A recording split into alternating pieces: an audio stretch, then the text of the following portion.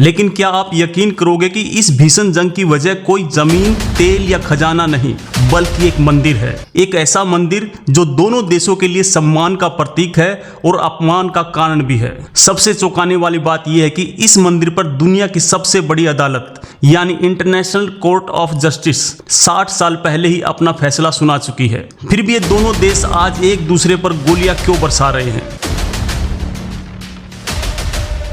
तस्वीरें देखिए, सड़कों पर आम गाड़ियां चल रही हैं और उनकी बगल से सेना के रॉकेट दागे जा रहे हैं। लोगों को बंकरों में छिपना पड़ रहा है और F-16 लड़ाकू विमान बॉर्डर पर मंडरा रहे हैं। आखिर ये कैसा युद्ध है? ये मामला कुछ भारत और पाकिस्तान के सियाचिन विवाद जैसा लगता है, जहां ऊंची पहाड़ियों पर जिसका कब्जा है उसे रणनीतिक रूप से बढ़त मिलती है। ठीक वैसे ही प्रह विहार मंदिर जिस पहाड़ी पर है वो एक सैन्य चौकी की तरह काम करता है।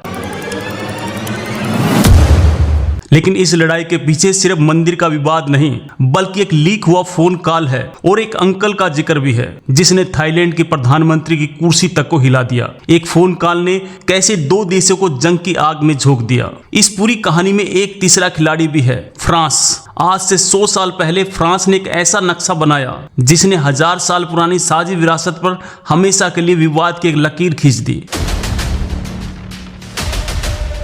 ये मंदिर एक ऐसी पहाड़ी की चोटी पर बना है जो प्राकृतिक रूप से दोनों देशों को बांटती है। एक तरफ सीधी खाई और दूसरी तरफ समतल मैदान, और इसी भौगोलिक बनावट में छिपा है इस पूरे विवाद का सबसे बड़ा राज। इस मंदिर को यूनेस्को ने 2008 में वर्ल्ड हेरिटेज साइट का दर्जा दिया था, ये सोचकर कि अब ये विवाद खत्म हो जाएगा, लेकिन हुआ इसका उल्टा। दर्जा मिलते ही दोनों देशों के बीच तनाव और बढ़ गया और 2011 में भीषण लड़ाई हुई। ये विवाद इतना गहरा है कि 2008 और 2011 में भी यहाँ खूनी संघर्ष हो चुका है। सैकड़ों लोग मारे जा चुके हैं और आज फिर से वही डर लौट आया है। दोस्तों, ये क्या एक बड़े युद्ध की शुरुआत है जो पूर्व दक्षिण और पूर्व एशिया को अपनी चपेट में ले सकता है। और इस लड़ाई में तीसरा देश भी कूदने की तैयारी में है, वियतनाम। वियतनाम का डर है कि अगर ये जंग बढ़ी तो भारत, चीन और अमेरिका जैसी बड़ी ताकतें इस इलाके में आ जाएंगी और फिर यहाँ किसी की नहीं चलेगी। और ये कोई साधारण मंदिर नहीं है, बल्कि भगवान शिव को समर्पित 1000 साल पुराना हिंदू मंदिर है जिसके लिए दो बौद्ध देश आपस में खून बहाने के लिए तैयार हैं। ये कहानी आपके होश उड़ा देगी। चलिए अब समझते हैं कि ये एम्ब्रायड ट्रायंगल क्या है। ये वो जगह है जहां थाईलैंड, कंबोडिया और लाओस की सीमाएं मिलती हैं। ये इलाका प्राकृतिक संसाधनों से भरा है और यहीं पर दोनों देशों की सीमाएं आमने सामने हैं। सोचिए, जिस थाईलैंड का नाम सुनते ही खूबसूरत बीच और शांति का ख्याल आता है, आज उसी सीमा पर टैंक और लड़ाकू विमान तैनात हैं। आखिर ऐसा क्या हुआ कि टूरिस्टों का स्वर्ग अचानक जंग का मैदान बन गया? क्या आप जानते कि आज जो थाईलैंड और कंबोडिया अलग अलग देश हैं, वो कभी एक विशाल और शक्तिशाली खमेर साम्राज्य का हिस्सा हुआ करते थे। उनकी जड़ें एक हैं, फिर भी आज एक दूसरे के खून के प्यासे क्यों हैं? सबसे दुखद तस्वीर उन आम लोगों की है जो बॉर्डर के दोनों तरफ रहते हैं। उनके रिश्तेदार, खेत और रोजमर्रा सीमा के आर पार बटे हुए हैं। आज वो अपने ही घरों को छोड़कर बंकरों में रहने को मजबूर हैं, क्योंकि उनको नहीं पता कि अगली गोली किस तरफ से आएगी।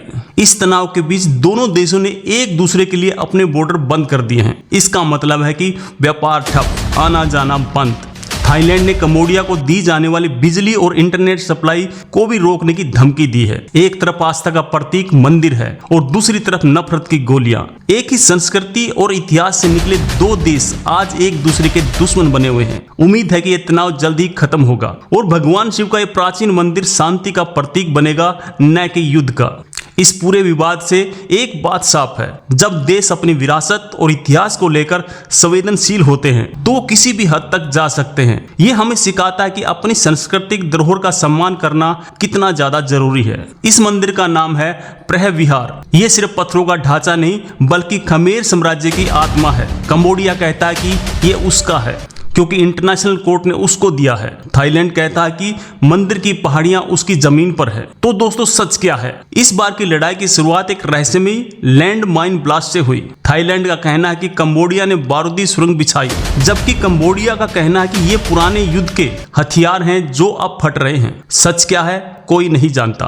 दोस्तों, दुनिया में एक और युद्ध का बिगुल बज चुका है, लेकिन ये जंग यूक्रेन या इजराइल की नहीं, बल्कि उन दो देशों के बीच है जहां लोग छुट्टी मनाने जाते हैं। ไม่อยากให้อังโคไปฟังคนที่เป็นฝั่งตรงข้าม और इस पूरे मामले में एक और मजेदार एंगल है। थाईलैंड के प्रधानमंत्री ने कंबोडिया के नेता को फोन पर अंकल कह दिया। बस इतनी सी बात पर थाईलैंड में बवाल मच गया है और 36 सांसदों ने प्रधानमंत्री के इस्तीफे की मांग कर डाली है। अंकल बोलने पर इतना बड़ा ड्रामा।